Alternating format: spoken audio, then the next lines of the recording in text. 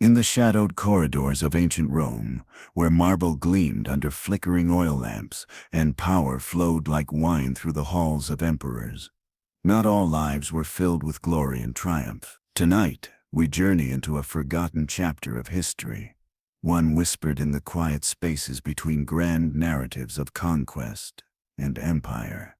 This is the story of those who lived in the margins of greatness, young men whose voices have been largely silenced by time itself. Picture, if you will, the sprawling villa of a Roman senator in the 1st century of the Common Era. The morning light filters through delicate curtains, casting gentle shadows across polished floors. In these peaceful moments before the household awakens, we find a young man named Marcus, barely 20 years of age, moving silently through rooms that are both his home and his prison. His story, like so many others, begins not with choice, but with circumstances beyond his control. Marcus was born in the Greek islands, where olive trees swayed in Mediterranean breezes, and fishermen sang ancient songs to the rhythm of their nets. His childhood was simple, filled with the warmth of family and the freedom of running barefoot along rocky shores. But war, as it so often did in those times, changed everything. When Roman legions arrived to collect tribute and expand their influence, young Marcus found himself torn from everything he had ever known. The slave markets of Rome were vast, complex places where human lives were bought and sold with the same casualness as grain or pottery. Picture the scene with a historian's eye. Not the brutal spectacle we might imagine, but a strangely routine affair. Merchants examined their human merchandise with practiced eyes, looking for qualities that would fetch the highest prices. Intelligence, beauty, youth, and education were all valuable commodities in this ancient economy. Marcus possessed all of these qualities. His Greek education had taught him to read and write in multiple languages, to recite poetry, and to engage in philosophical discourse. His youthful appearance and gentle manner caught the attention of Gaius Lucianus, a wealthy Roman patrician known for his refined tastes and political ambition. The transaction was completed with a handful of gold coins, and Marcus's fate was sealed with signatures on papyrus. In those days, the concept of concubinage was deeply woven into the fabric of Roman society. Unlike the legal institution of marriage, which carried with it specific rights and responsibilities, concubinage existed in a gray area of Roman law. It was neither fully sanctioned nor entirely forbidden, creating a space where powerful men could satisfy desires while maintaining the appearance of propriety. For those who became concubines, this legal ambiguity meant a life of uncertainty, dependent entirely on the whims of their patrons. The villa where Marcus now lived was a marvel of Roman engineering and artistry. Gardens bloomed with imported flowers from across the empire. Fountains sang with the music of flowing water, and rooms were decorated with frescoes depicting scenes from Greek mythology. To a casual observer, it might have seemed like paradise. Yet for Marcus, these beautiful surroundings served as golden chains, reminding him daily that he could look but never truly possess, appreciate, but never truly belong. His daily routine began before dawn, when the household was still wrapped in sleep.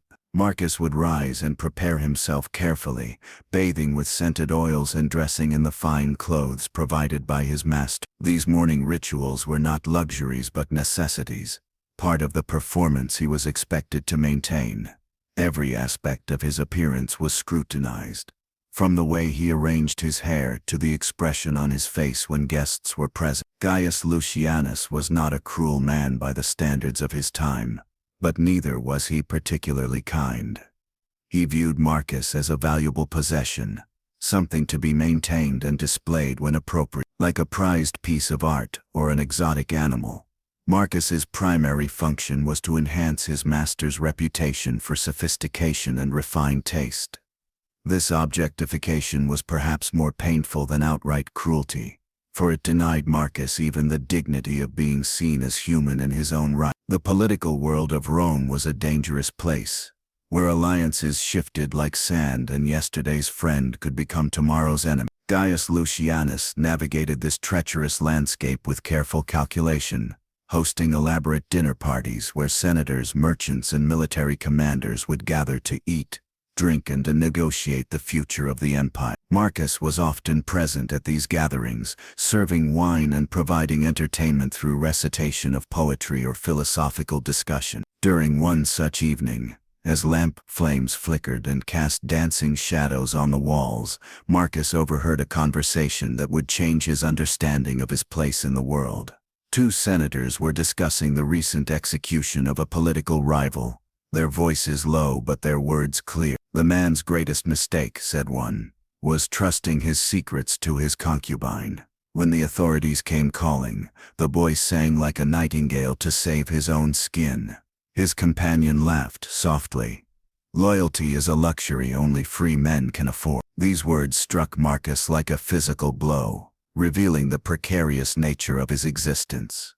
He was not merely a prisoner of circumstance, but a potential liability to his master and a source of information to anyone who might wish to use him. The knowledge of political secrets, intimate conversations, and private dealings that he accumulated simply by being present made him both valuable and dangerous. This realization brought with it a new kind of fear, the understanding that his very awareness of his master's affairs could one day be his death sentence. As months turned to years, Marcus learned to navigate the complex social dynamics of his position. He discovered that other male concubines lived throughout Rome, each with their own story of loss and adaptation. There was Demetrius, a former student of philosophy from Athens who had been acquired by a wealthy merchant with a taste for intellectual conversation. His days were spent discussing Aristotle and Plato, his mind engaged even as his body remained enslaved.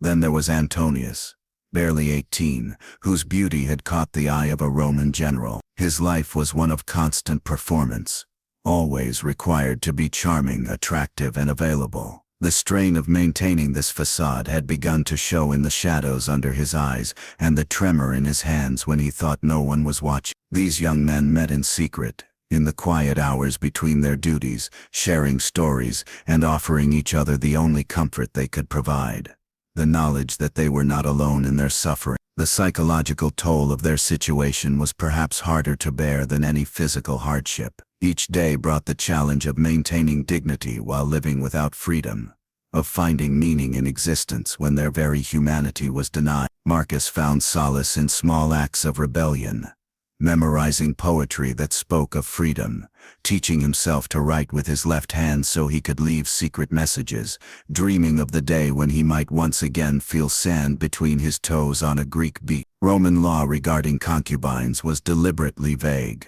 offering them no clear protections while also not explicitly condemning the practice. This legal gray area served the interests of powerful men who wished to maintain such relationships without the formal obligations that came with marriage. For the concubines themselves, this ambiguity meant living in constant uncertainty, never knowing if tomorrow would bring continued protection or sudden abandonment. The religious landscape of Rome in those days was complex and evolved. The old gods still held sway in many hearts, but new philosophies and beliefs were beginning to take root. Marcus found himself drawn to the teachings of certain philosophical schools that emphasized the inherent dignity of all human beings, regardless of their social status. These ideas provided him with a framework for understanding his own worth, even when the world around him seemed determined to deny it. In the quiet moments of evening, when duties were finished and the household had settled into sleep, Marcus would often stand by his small window and look out at the stars. The same constellations that had guided ships to his home in Greece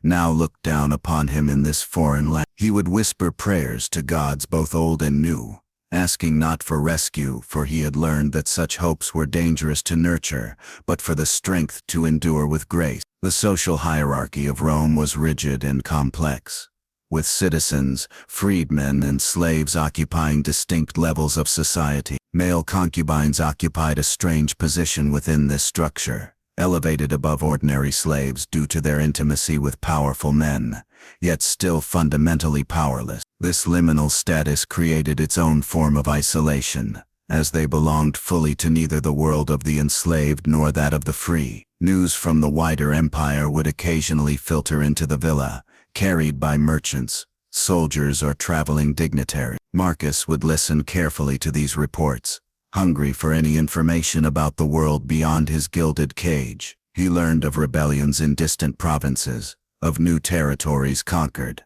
of plagues that swept through cities like invisible armies. Each piece of news reminded him that the world continued to turn, that life continued to unfold in all its complexity, while his own existence remained frozen in this strange amber of enforced intimacy. The education Marcus had received in his youth proved both a blessing and a curse in his current situation. His ability to engage in sophisticated conversation made him more valuable to his master, ensuring better treatment and more comfortable living conditions. Yet this same intelligence also made him acutely aware of his predicament, able to analyze and understand his situation in ways that might have been kinder to ignore. Knowledge, he learned, could be its own form of suffering. Physical health was a constant concern for male concubines, as their value to their patrons depended largely on maintaining their appearance and availability. Roman medicine, while advanced for its time, was still limited in its understanding of disease and treatment. Marcus lived in constant fear of illness or injury that might diminish his appeal and lead to his disposal. He watched his diet carefully, exercised in secret, and did everything possible to maintain the youthful appearance that had first caught his master's attention. The question of legacy haunted many concubines. Unlike wives who might bear children that would carry their lineage forward, or slaves who might hope for eventual freedom and the chance to build new lives, concubines existed in a space where the future seemed predetermined. They would grow older, lose their appeal, and eventually be replaced by younger men. The lucky ones might be given minor administrative positions within their master's household. The unlucky ones simply disappeared, their fates unrecorded and unmourned. Marcus began to develop what historians might recognize as sophisticated psychological coping mechanisms. He created elaborate mental exercises, imaginary journeys through the landscapes of his childhood, detailed conversations with family members he would likely never see again. These internal refuges allowed him to preserve some sense of self, even as his external existence was controlled by others. The political climate of Rome during this period was particularly unstable, with emperors rising and falling with alarming frequency. Each change in leadership sent ripples through society, as those who had been favored under one ruler suddenly found themselves vulnerable under the next. For concubines, whose protection depended entirely on their patrons' continued power and influence, these political upheavals represented existential threats. Marcus learned to read the signs of his master's anxiety, watching for clues that might indicate whether their position was secure or precarious. Romance, in any traditional sense, was an impossibility for most male concubines. Their relationships were fundamentally transactional, based on power rather than mutual affection. Yet Marcus found himself developing complex feelings toward his situation and even toward Gaius Lucianus himself. This psychological phenomenon, which modern experts might recognize as a form of survival adaptation, created additional layers of confusion and pain.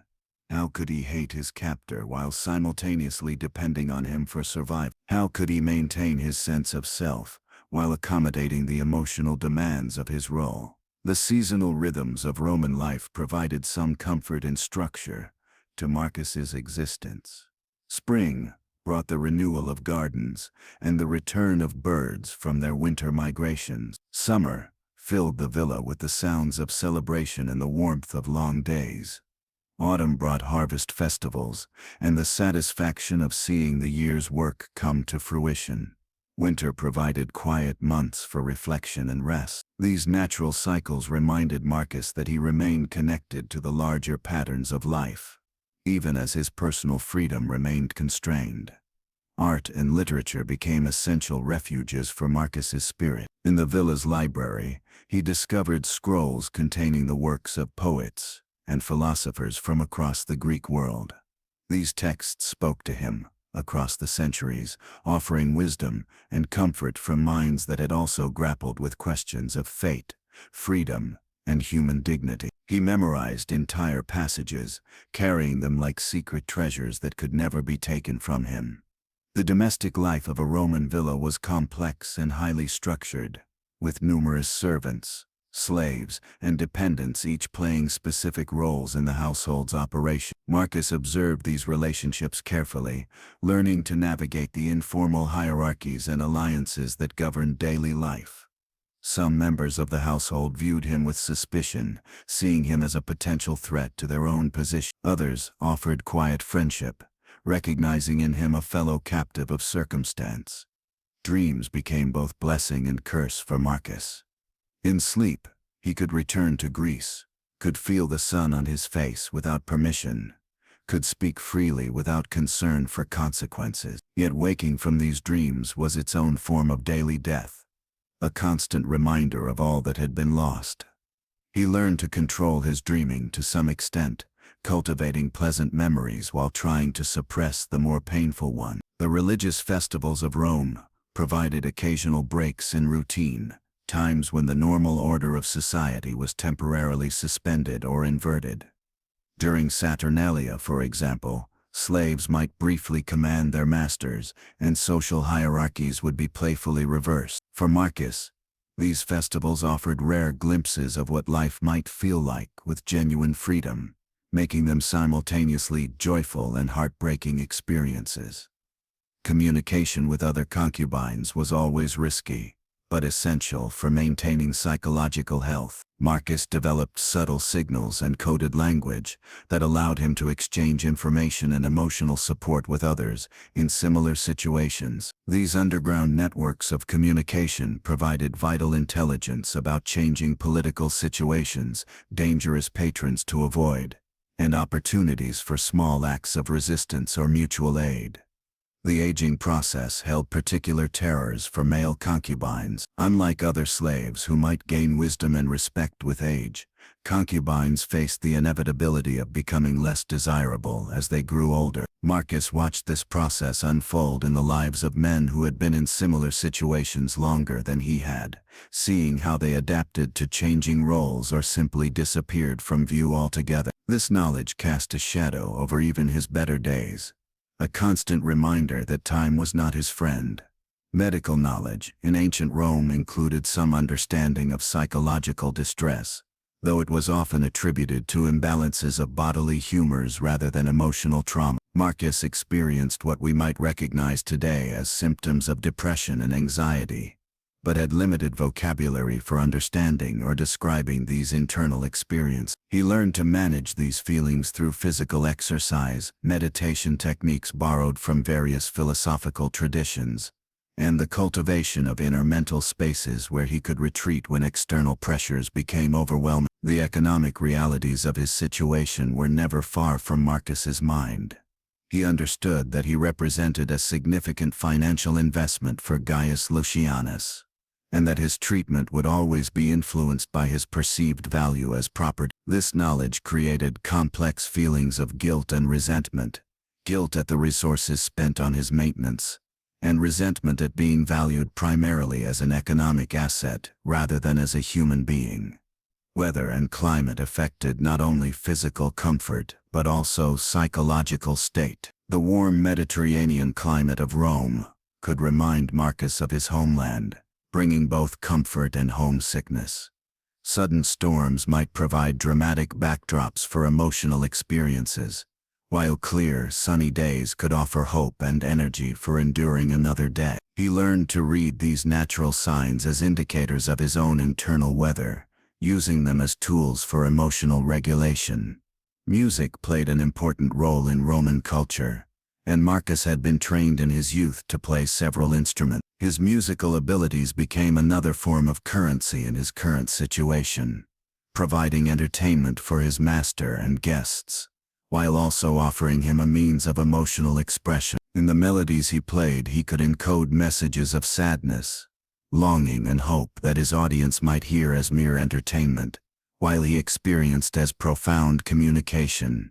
The concept of honor held complex meaning for someone in Marcus's position. Traditional Roman notions of honor were closely tied to freedom and autonomy, things he had been denied. Yet he found ways to maintain personal honor through small acts of integrity, kindness to others in similar situations, and refusal to completely surrender his inner dignity regardless of external circumstance. This internal honor became a form of resistance, a way of asserting his humanity even when the world around him seemed determined to deny it.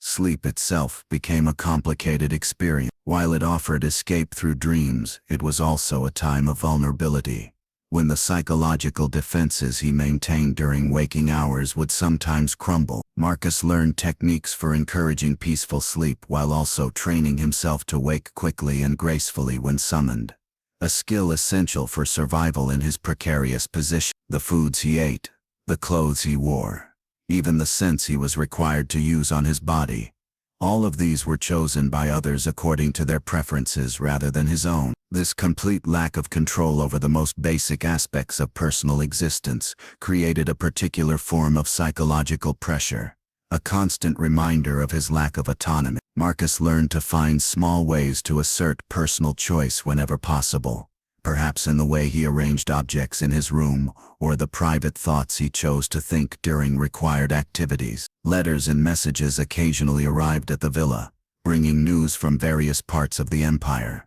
Marcus would sometimes be asked to help read or translate these communications, as his education made him useful for such tasks. These glimpses into the wider world provided both escape and frustration, reminding him of the vast realm of human experience from which he was largely excluded.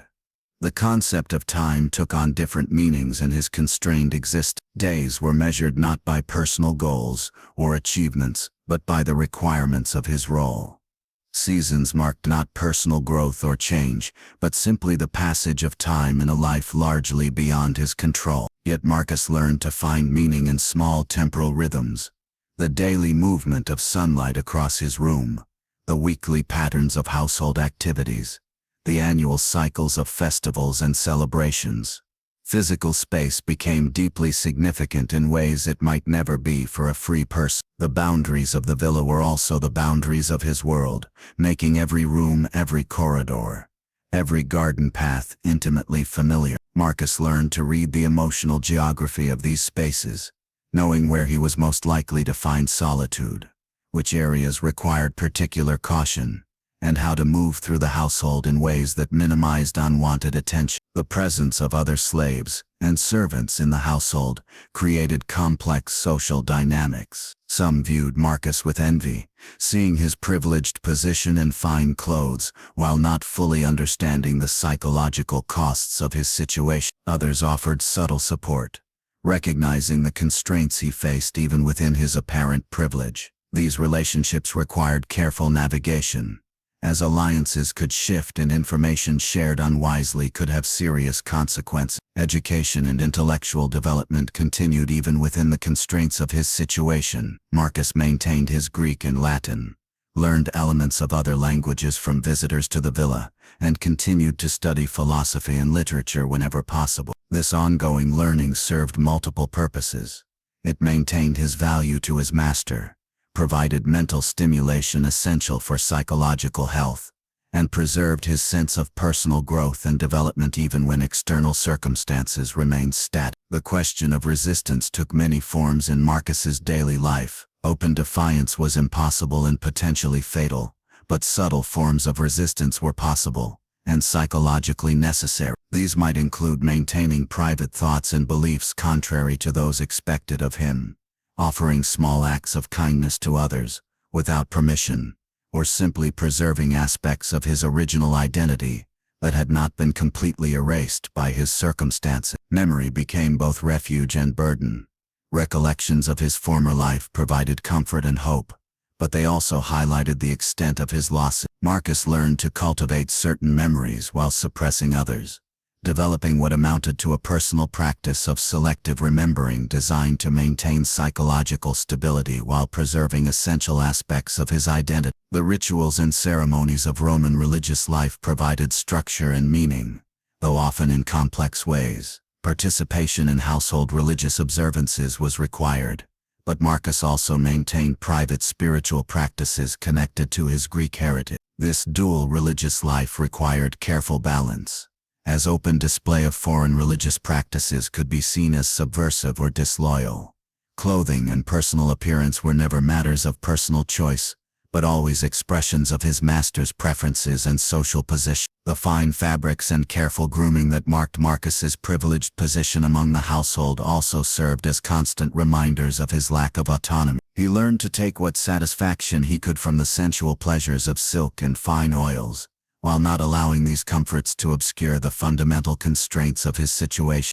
The rhythm of Roman political life, with its electoral cycles, military campaigns, and social upheavals, created constant undercurrents of uncertainty in the villa. Marcus learned to read the signs of his master's political fortunes, understanding that his own security was entirely dependent on Gaius Lucianus's continued success and influence. This knowledge created chronic anxiety, but also motivated careful attention to political developments that might affect their household.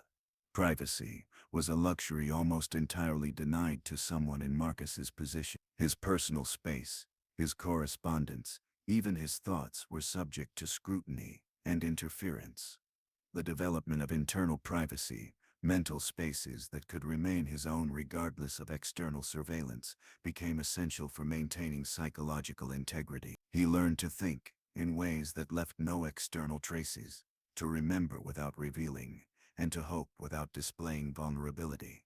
The changing seasons brought different challenges and opportunities. Summer's heat required adjustments in clothing and daily routines, but also provided longer days and more opportunities for outdoor activities. Winter's cold brought physical discomfort, but also quieter periods when social obligations were reduced and time for reading and reflection became more abundant. Marcus learned to adapt to these seasonal rhythms, while finding in them reminders of the natural world's continuity beyond human systems of power and control. Art and decoration throughout the villa told stories of Roman triumph and Greek mythology, surrounding Marcus with images that were simultaneously beautiful and painful. The mythological scenes often depicted transformation and metamorphosis, gods becoming animals, humans becoming trees or stars. These images spoke to Marcus of the possibility of change and transcendence, even within seemingly permanent circumstances,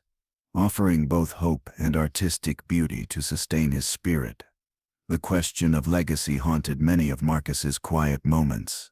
What trace would his life leave upon the world? What meaning could be found in existence that seemed to matter only to the extent that it served others' desires? He began to find answers in small acts of preservation, memorizing poems that might otherwise be lost, offering kindness that might inspire others to similar generosity, and maintaining his own humanity as an act of resistance against forces that sought to reduce him to mere property. Physical exercise became both necessity and pleasure, helping maintain the appearance required of his position while also providing mental health benefits and a sense of personal agency. The villa's gardens offered space for walking and simple exercises, and Marcus learned to find in physical movement a form of meditation and stress relief that could be practiced without drawing unwanted attention or requiring special permission. Language itself became a form of both prison and liberation. The requirement to speak primarily Latin in formal situations was a daily reminder of his displacement from his Greek homeland, yet his multilingual abilities also provided intellectual stimulation and practical value. Marcus found that he could encode private meanings in the languages he spoke, using Greek phrases or constructions that carried emotional resonance unavailable in Latin, thus maintaining subtle connections to his original identity. The astronomical knowledge he had gained in his youth took on new meaning in his current circumstances. The stars that had once guided ships now served as markers of time's passage and reminders of the vastness of existence beyond the confines of the villa. Marcus learned to read the night sky as a calendar and clock, finding in celestial movements a sense of continuity and purpose that transcended his immediate circumstance. Domestic animals in the villa, cats, birds, occasional dogs, provided opportunities for uncomplicated affection and care that were otherwise rare in Marcus's life. These creatures responded to kindness without regard for social status or political position, offering emotional sustenance that human relationships, complicated by power dynamics, could seldom provide. Caring for animals became a way of practicing compassion and maintaining emotional connections that were genuine rather than performed. The preservation of health became a complex balancing act, involving not only physical well-being, but also psychological resilience. Marcus learned to recognize signs of depression, anxiety, and despair in himself, and to develop strategies for managing these conditions without access to what we might consider proper medical or psychological care. Herbal remedies, breathing exercises, and cognitive techniques, borrowed from various philosophical traditions, became tools for maintaining stability in an inherently unstable situation. And so Marcus continued, day after day, season after season, finding ways to preserve his humanity within circumstances designed to deny his story. Multiplied countless times across the Roman Empire, represents one of history's great silences, the experiences of those whose lives were shaped by others' desires rather than their own choices. In remembering Marcus and others like him, we honor not only their suffering, but also their resilience, their dignity maintained against overwhelming odds, and their quiet resistance to forces that sought to reduce them to something less than human. Tonight, as we drift towards sleep, we might remember that the same stars that looked down upon Marcus in his Roman villa now shine upon us. The human capacity for hope, for dignity, for finding meaning even in constrained circumstances, connects us across centuries to those whose names have been forgotten, but whose humanity remains as real and valuable as our own. In their stories we find not only historical knowledge, but also inspiration for facing our own challenges with grace and courage. The gentle Mediterranean breeze that once carried the scent of olive blossoms to Marcus's window continues to blow,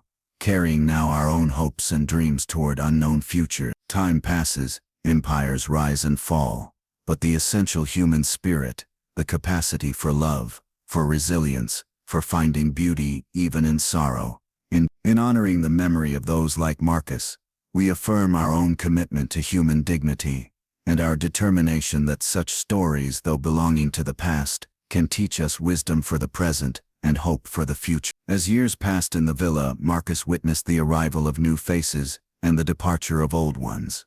Servants aged and were replaced.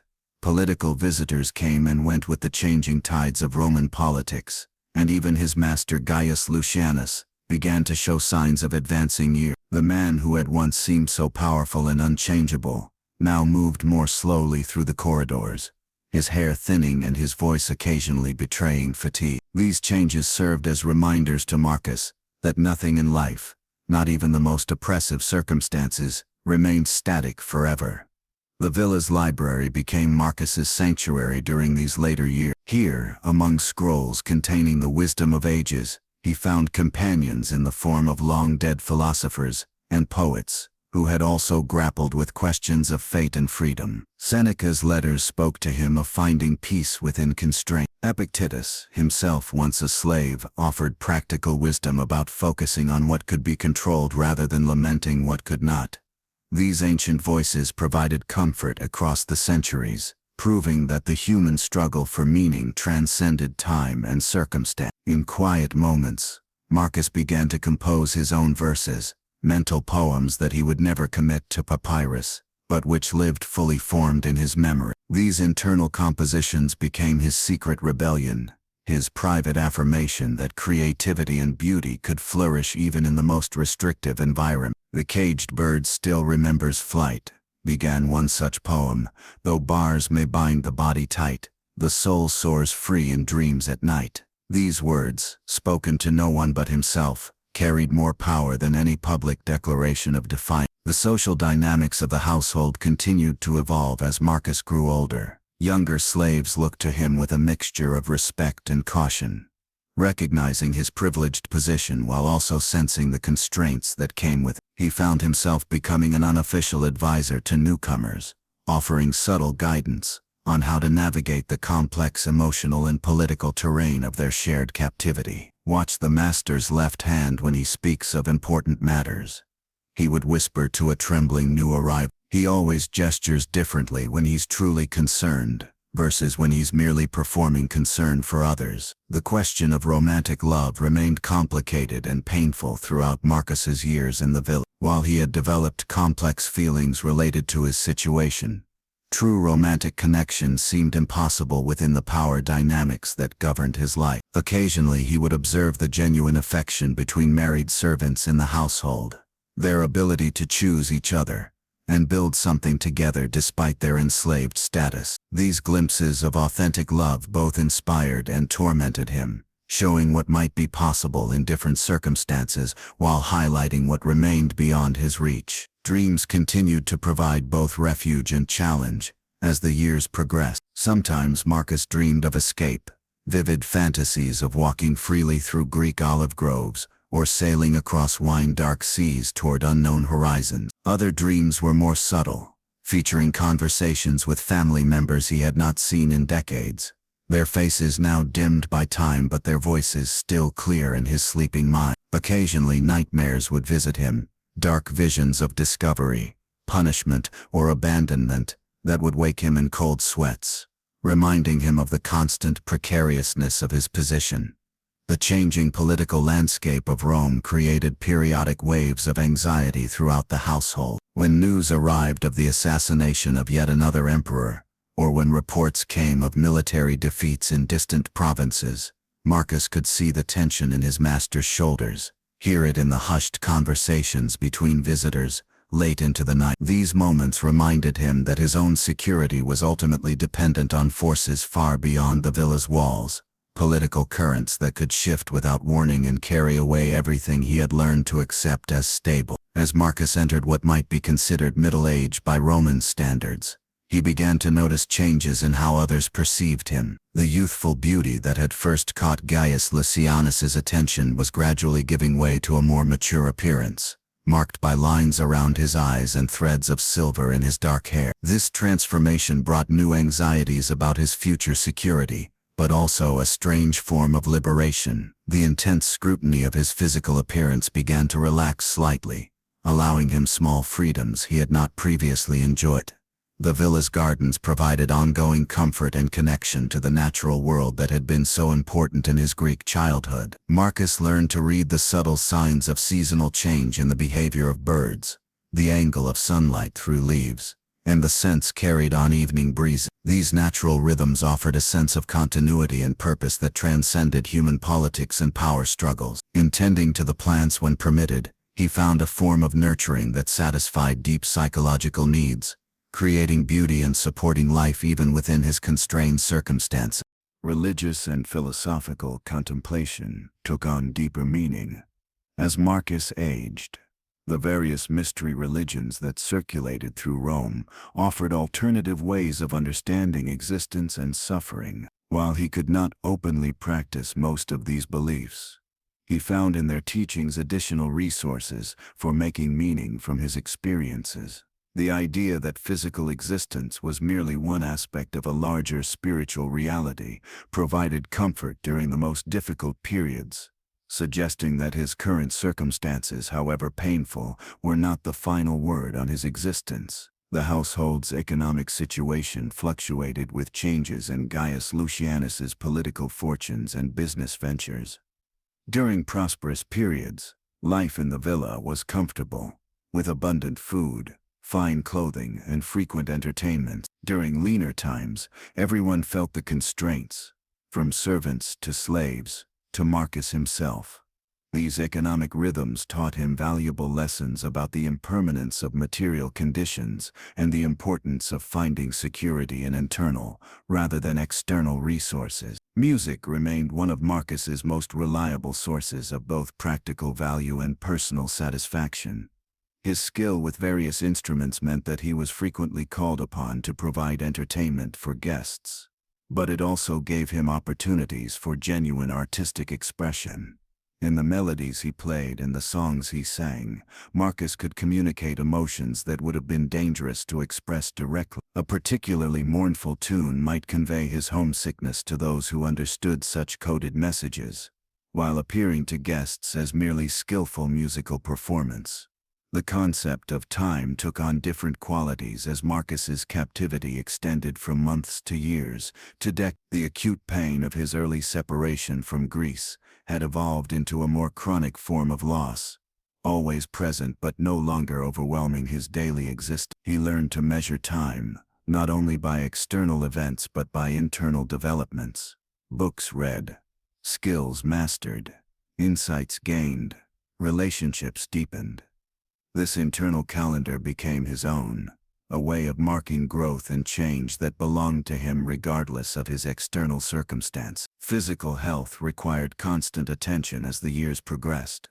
The Mediterranean climate was generally favorable, but the stress of his psychological situation sometimes manifested in physical symptoms that required careful management. Marcus developed an intuitive understanding of his own body's needs, learning when to push through discomfort and when to allow himself rest. The villa's physicians occasionally treated the household's slaves and servants, but Marcus learned not to rely entirely on external medical care, developing his own knowledge of herbs and remedies that could address common ailments. The question of legacy continued to evolve as Marcus contemplated what traces of his existence might survive his death.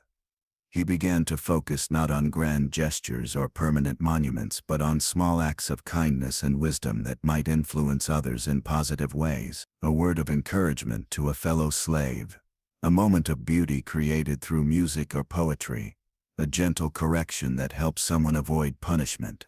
These became his contributions to the world, modest but genuine impacts that rippled out in ways he would never fully know. Communication with the outside world remained severely limited, but Marcus learned to gather information from the fragments that reached the villa.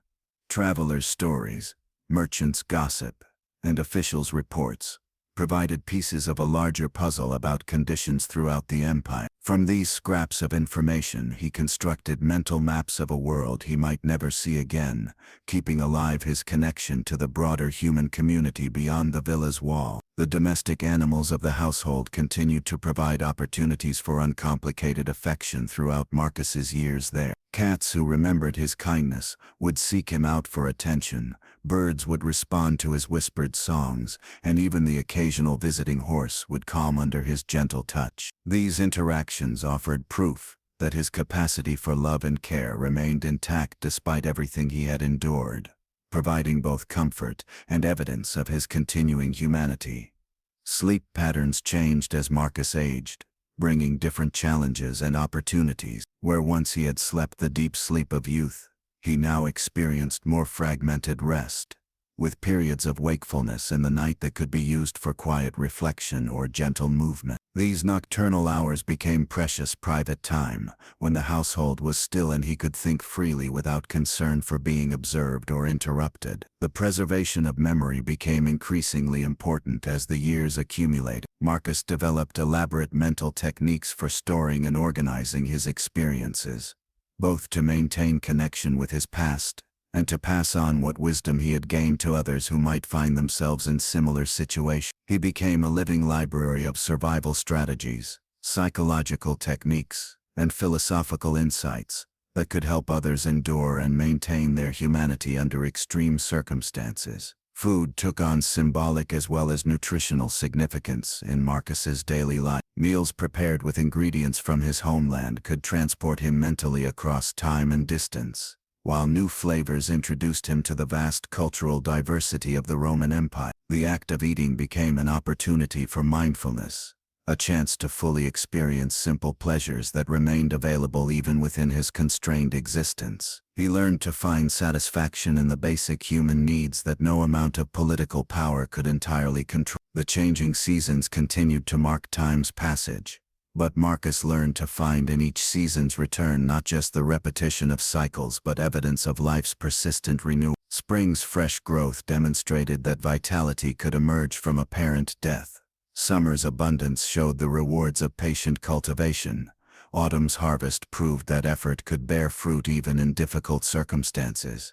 And winter's quiet offered necessary periods of rest and reflection. As the narrative of Marcus's life in the villa stretched across decades, his story became emblematic of countless others who lived similar existences throughout the Roman Empire. Their names are lost to history, their individual experiences unrecorded in official documents.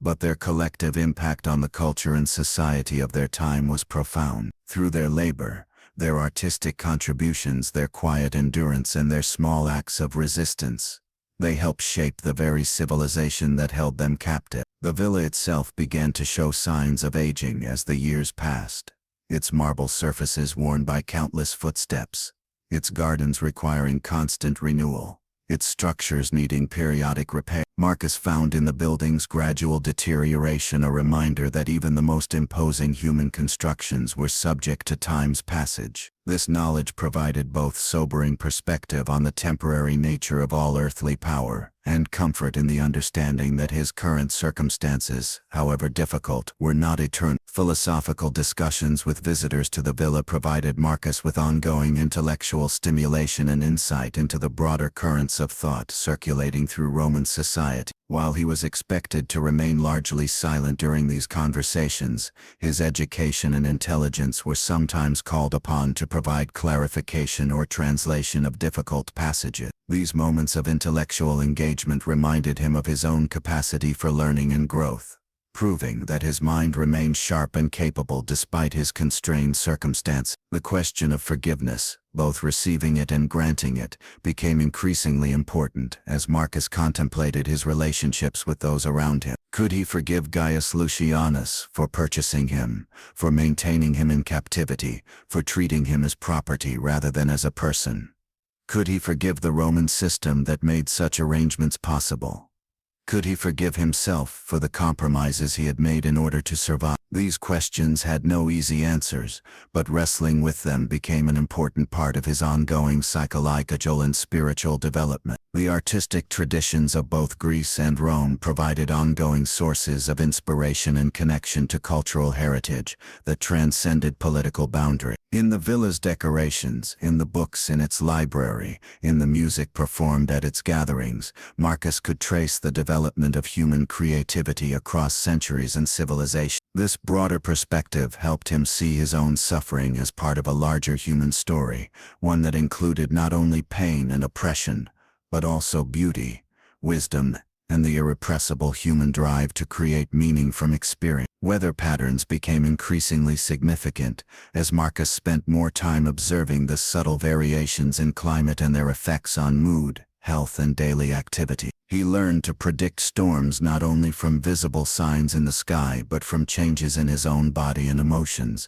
developing an almost mystical connection to natural rhythms that provided grounding and continuity in a life otherwise subject to human caprice and political uncertainty. The gradual accumulation of small skills and knowledge over the years created a sense of personal development that no one could take away from Marcus. Language abilities, musical techniques, philosophical insights, practical wisdom about human nature and social dynamics. These became his private treasures, forms of wealth that existed independently of his legal status or material circumstance. This internal richness provided a foundation of self-respect that helped sustain him through the most difficult periods. And in the quiet hours before dawn, when the villa slept and the world seemed suspended between night and day, Marcus would sometimes stand at his window and remember not only what he had lost, but what he had learned, what he had preserved, and what he had created from the raw materials of suffering and endurance. His story, multiplied countless times across the ancient world, reminds us that the human spirit's capacity for finding meaning, beauty, and dignity transcends even the most oppressive circumstance. In remembering Marcus and others like him, we honor not only their pain but their triumph, the victory of consciousness over despair, of humanity over dehumanization, of hope over the forces that would reduce us to less than what we truly are.